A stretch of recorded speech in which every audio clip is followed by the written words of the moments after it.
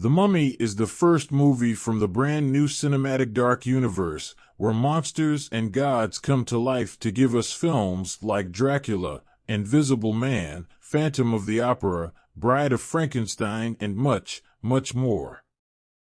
So, is The Mummy the awesome start to the franchise Universal wanted? Nope. Not really. This movie is filled with flaws after flaws. Characters, script, tone. Annabelle Wallis' character is the most cliché, underdeveloped damsel in distress that I've seen in a while. After an amazing Wonder Woman movie that empowered women and female characters, here comes Jenny, a useless and brainless girl that keeps being a plot device for the main characters. Similar to DC Comics at the beginning of their universe, Universal wants to build its own all of a sudden without first actually considering making a good, standalone movie. There are huge exposition scenes throughout the whole runtime, but there's one at the very start that just made me think, oh God, no, please stop. Lazy writing and lack of creativity. Even if this is a monster movie, the plot surpasses the plausible and it's very convoluted. The ending is straight up stupid, I'm sorry, but it's the best word to describe it, and the tone between comedy, there's a lot and it doesn't always land, and action is sometimes off. In the middle of this mess, there are a few good things that elevate the film to a less negative rating. Sofia Boutella really nails it as Ahmanet, and Tom Cruise gives everything he has in the action sequences, as always. Russell Crowe is also in this movie, and he's definitely a bright spot, especially during the one-on-one dialogues with Cruise. The action, even if it isn't as fun and entertaining as I expected, it still is a boost to the overall story. In addition to that, there's a lot of comedy, most of it is fine, and there are a few ones that actually made me laugh out loud. All in all, The Mummy doesn't live to the hype and it crumbles as the first film in the Dark Universe franchise. A messy plot, a lot of exposition scenes, a damsel in distress, a child-ridden ending, and an unbalanced tone between comedy and action brings the whole movie down. Sofia Boutella is the big savior, Tom Cruise and Russell Crowe are two bright spots, and the comedy is actually funny. However, it's not enough to save this big disappointment.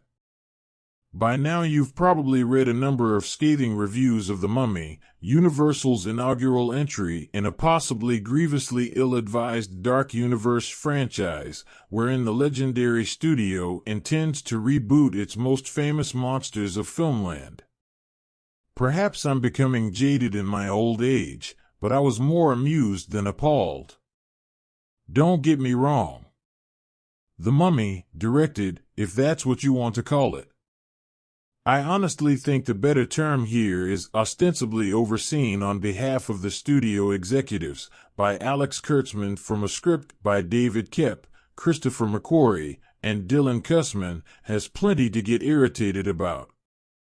I got sand in my synapses during an early scene in which Tom Cruise, as a looter named Nick Morton, oh, Mort, I get it now, and his sidekick, played by Jake Johnson, casually slaughter a bunch of Iraqi insurgents trying to track down a mysterious treasure. Oh, sure, filmmakers, by all means use a tragic and unnecessary war that's still yielding horrific consequences for the world as the backdrop for your stupid horror movie plot machinations, no problem here. And, of course, there's the movie's very old-school sexism. The Mummy has two female characters. One is corrupt, albeit not unattractive, ancient Egyptian royal Ahmanet, who, once freed from her tomb in the present day, is the incarnation of all evil and stuff. She is played by Sofia Boutella, whose filmography testifies that she's accustomed to being ill-used in motion pictures. The other is faux archaeologist / genuine anti-evil secret agent Jenny, Annabelle Wallace, who's mainly around to be rescued by Nick, and whose surface venality suggests that his business card describes him as a lovable rogue. So yes, should one choose to take offense, one certainly may. But I have to be honest, speaking of venality, I found something almost admirable about the film's cheek. It's amazingly relentless in its naked borrowing from other, better horror and sci-fi movies that I was able to keep occupied making a checklist of the movies referenced. At its opening, remnants of a past civilization are discovered while workmen are tunneling underground for a new subway route. That's from Quatermass and the Pit, aka 5 million miles to Earth. As many other reviewers have noted, once Jake Johnson's character buys in and is reborn as a wisecracking undead sidekick warning Nick about how he's been cursed by incarnation of evil Ahmanet, it's American Werewolf in London time, albeit with PG-13 rated special effects rather than the side of ketchup-dipped corned beef that fell from Griffin Dunn's face in the earlier movie. What else? A woman whose kiss drains the life force out of those who receive it, from the wacky space vampire movie Life Force. Check. A brain-draining insect in the ear from Star Trek II, The Wrath of Khan? Check. Spavin slapstick undead assaulters out of Evil Dead? Check. Underwater fights with the undead out of Lucio Full-Size Zombie? Check. These two are toned down considerably from the source material. Someone saying plans, with the precise intonation Sir Ralph Richardson used in Tales from the Crypt? Also check. Don't even get me started on the, appropriation of a famous line from the Universal monster movie Bride of Frankenstein. But that's life, and that movie literally is Universal's property.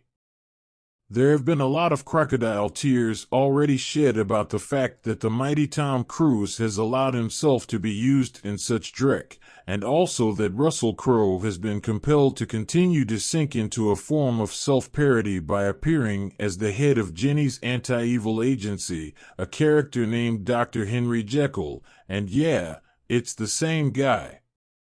Or some iteration of the same guy. As it happens, Dr. Jekyll was never one of the Universal Studios monsters, but the character is in the public domain, so I guess the corporate overlords of the dark universe figured what the you-know-what. Anyway, I cannot feel too aggrieved for either star. As Richard Harris and Richard Burton found out for themselves many years before Crowe came along, there comes a time in the career of every loose-cannon macho actor where the any port in a financial year storm approach to career management is all for the best. As for Cruise, he is known for his try-anything-once sense of cinematic adventure, and he does like his franchises. The Morton character is admittedly more of a callow-nothing burger than any he's played. And given how the movie ends, I'm a little disappointed that he wasn't named Larry Talbot. But who knows, maybe he'll be obliged to change it for the next installment. Which I am looking forward to, out of nothing but base curiosity.